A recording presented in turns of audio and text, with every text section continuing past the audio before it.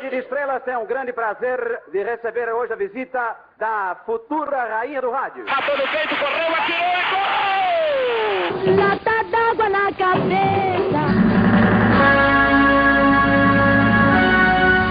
Nas ondas do rádio.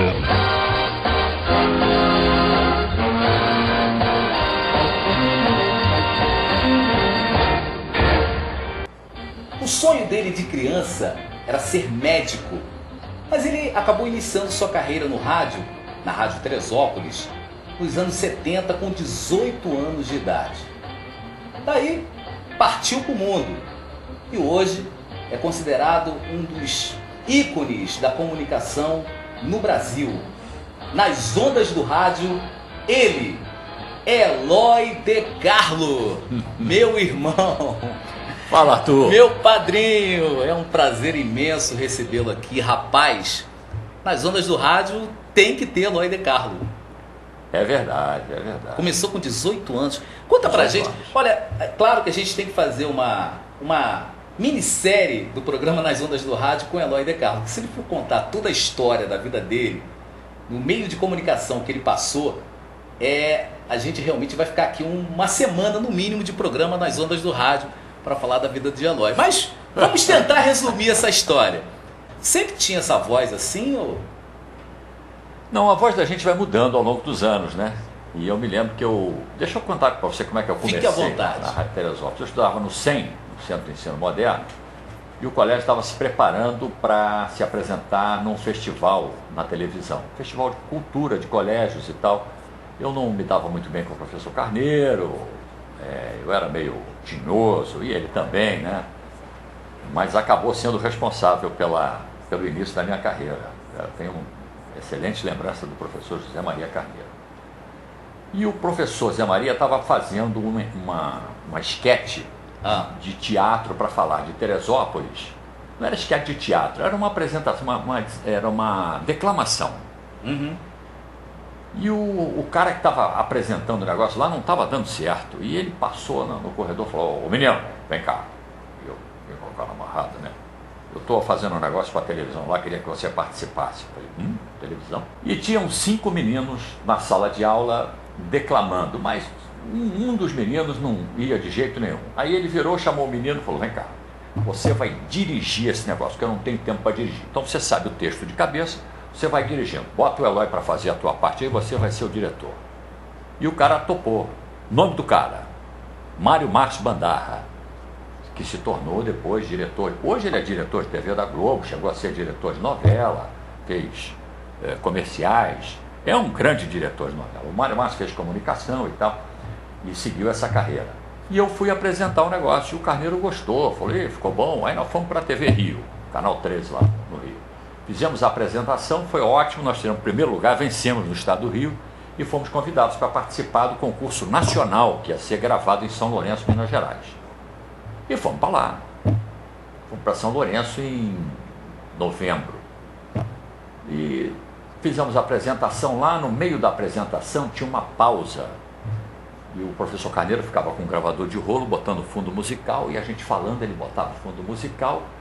Deu um intervalozinho da primeira para a segunda. Quer dizer, no meio do negócio deu um intervalozinho, o apresentador: muito bem, tal. E o Carneiro botou a mão na cabeça e ficou aquele apavorado, era ao vivo, não tinha negócio de gravação ainda. E eu cheguei para o apresentador, menino ainda, falei: agora vamos para a segunda parte. Terminou a primeira, vamos para a segunda. E aquilo contou para o júri, como depois ficaram conversando e tal. E a gente tirou em terceiro lugar. Nacional. Olha! E foi muito bom. Quando eu cheguei aqui, o povo no meu ouvido: Eloy, você tem que ser locutor de rádio, você tem uma voz boa para isso e tal. Tudo bem, eu fiquei com aquilo na cabeça. Foi em novembro. Em fevereiro, março, por aí, a minha mãe falou: olha, meu filho, papai parou de dar pensão, 18 aninhos, está na hora de procurar um emprego. Eu tinha um medo danado. E passei embaixo na porta da Rádio Teresópolis, que era ali na Delfim Moreira, onde é uma academia hoje, bem em frente à Taberna Guaíra.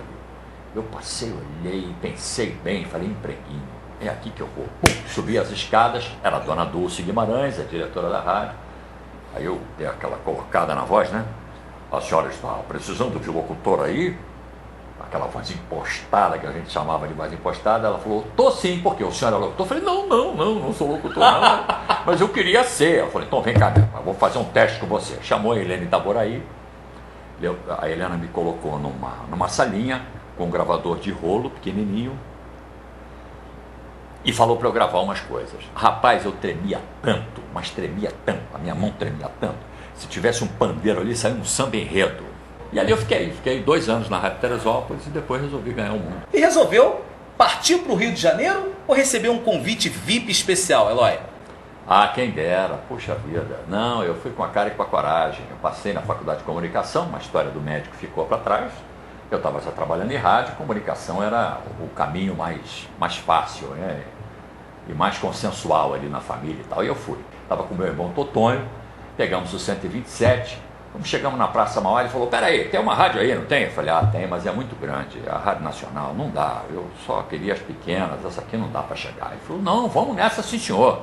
Aí chegamos lá, eu fui no departamento pessoal da rádio, tinha que ir no departamento artístico, né? Mas eu fui no departamento pessoal.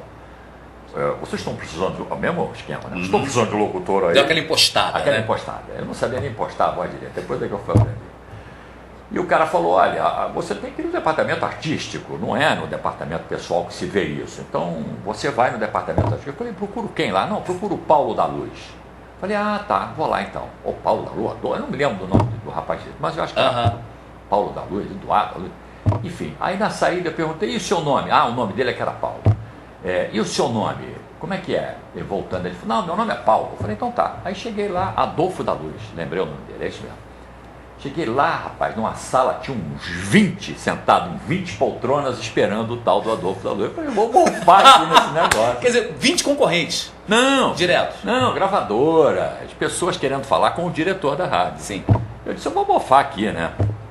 Aí a moça falou, pois não. Eu falei, não, eu queria falar com o senhor Adolfo da Luz, até meio assim, sem jeito, né? Aquele monte de gente. Ela falou, da parte de quem? Aí eu veio na minha cabeça, só tem um na minha cabeça, é o Paulo do departamento pessoal. Eu sou amigo do Paulo do departamento pessoal, foi ele que me indicou. Pois não. Eu estou ali esperando, eu falei, bom, vou esperar aqui umas 2 horas, né? De repente saiu o Adolfo da Luz. Obrigado, um abraço e tal. Quem é o amigo do Paulo aí? Era eu. Sou eu. Entra aqui. Mas jogou um caô. Eu não tinha ninguém para dizer. Garoto de 20 anos, vou dizer o quê, rapaz? Aí ele falou, rapaz, quer dizer que você é locutor? Eu falei, o Paulo me falou que você... na saída o Paulo falou, eu acho que estão precisando de locutor sim, que o Jorge Mãozinha, ele tinha uma mão pequenininha assim, um braço... Era apelido dele mesmo, o Jorge Mãozinha. Ele tinha um problema no braço, a mão dele era pequenininha.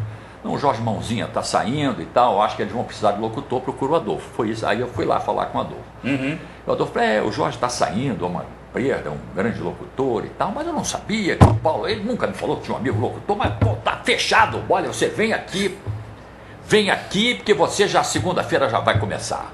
E eu comecei estagiando, porque eu era muito menino ainda, né, na Rádio Nacional, acostumado com grandes comunicadores e tal. Eu comecei na Rádio Nacional estagiando à tarde. Então foi a primeira rádio do Rio de Janeiro, a Rádio Nacional. Quem apresentava o horário da tarde lá era a Deise Lúcide. Nossa. Era o Alô Deise. A gente lia os comerciais, tinha que dizer Alô Deise.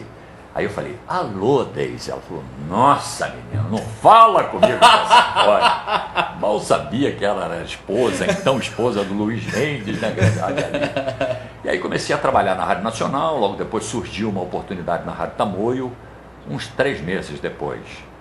E eu fiquei trabalhando de 11 da noite às 2 da manhã na Rádio Nacional, de 3 às 6 da manhã na Rádio Tamoio e de 9 a meio-dia na Rádio Teresópolis. Continuei trabalhando na Rádio Teresópolis, né? O salário aqui era 150, 180 reais. E lá na Rádio Nacional era 700 reais. Olha só, o cara estava falando com o outro, no primeiro dia que eu fui para a noite, né? Ele falou, poxa, você viu o salário aqui, para quanto é que foi? Aí o outro falou, pô, uma mixaria. Eu falei, deve ser 190. 720 reais. Onde já se viu uma rádio dessa pagar isso? Eu abri o olho, rapaz, falei, caramba, 720? E na Tamoio, que era 850 e pouco. Rapaz, em 2 meses eu passei a ganhar de 180. 4 vezes mais que você ganhava. Não, eu ganhava 1.500 reais, porque eu fui trabalhar na Rádio Tamoio também. Aí eu saí de uma depois e tal. E acabei saindo de lá e voltei para Teresópolis, fiquei aqui, até que um dia um amigo me ligou, falou, Eloy, volta para a Rádio Tamoio que tem um lugar aqui para você, 1 ano depois. E voltei para lá, fiquei fazendo o horário da manhã, e aí sim, a Rádio Globo me chamou. Agora, falando em 1980, o não, início... deixa eu contar depois.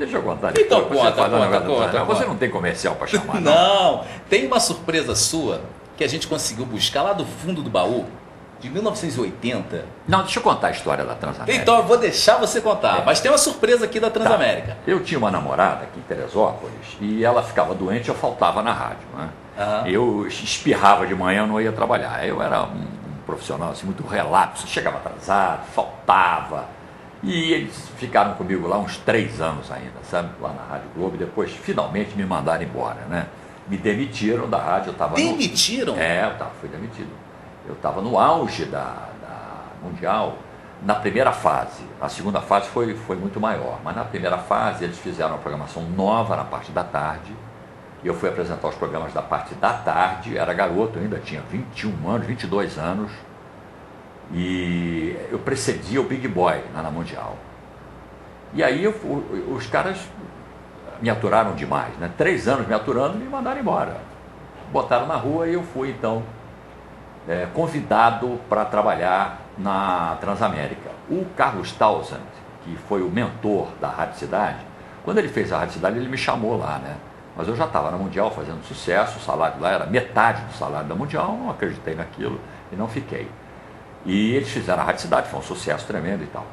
O Carlos Townsend saiu de lá e foi para a Transamérica em São Paulo. Quando eu fui, então, demitido da Rádio Globo, da Rádio Mundial, eu recebi um convite para trabalhar lá, para ganhar o triplo que eu ganhava aqui. Aí eu fui para lá.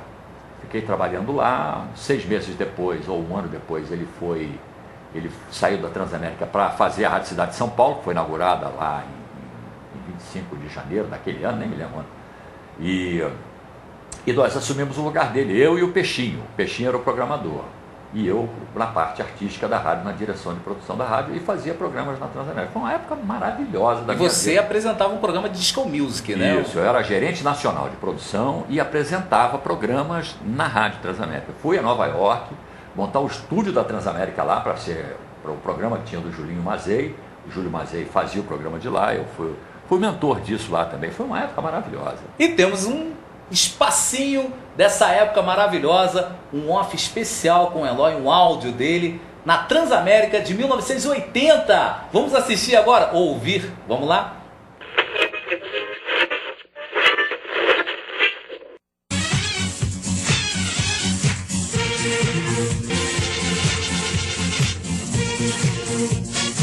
Uma montagem feita em 79, edição 79 do Sérgio Luiz. O rapazinho da Aquários Disco Clube é de Goiânia, realmente. E ele abre a carta assim: aos senhores computadores humanos que comandam este mundo louco do som, o Sérgio Luiz, Tadashi Weck, Eloy de Carlos, muito obrigado pela participação do amigo aqui, José Machado e Cláudio Chocolate. Falou, Carlos Roberto, um abraço para você, obrigado por ter escrito. Vamos ouvir a sua fita e incluir no programa quando der. Falou? Tá legal. Depois do comercial, Should Be Dancing com Emotions.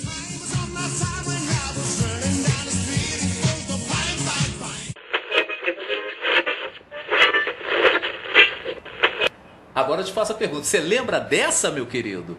Não lembrava não. Era um programa que tinha à noite, nos finais de semana, que era ouvido no Brasil inteiro. A Transamérica tinha 38 afiliadas naquela época. O Carlos Townsend, quando fez esse tipo de rádio FM, ele disse: olha, eu quero fazer aqui exatamente o que a Mundial faz à tarde com você lá. Para cima, animado, improvisando. Porque a rádio era toda certinha, você tinha que dizer tudo que estava escrito. E eu saía disso, eu era um pouco rebelde, né? Saía desse esquema. E acabou dando certo, né? Eu podia ter dado errado e eu ser demitido, mas não fui. Graças a Deus eu não fui. E segui a carreira. Essas fotos que você mostrou agora aí são do antigo estúdio da Rádio Mundial, né? Que a gente vai mostrar daqui a pouco. Você vai contar essa história do estúdio da Rádio Mundial. Tem muita foto aqui, recordação sua que você... Mas isso é mais tarde, daqui a pouco. Depois do break comercial. A gente volta já nas ondas do rádio, na TV Canal 11.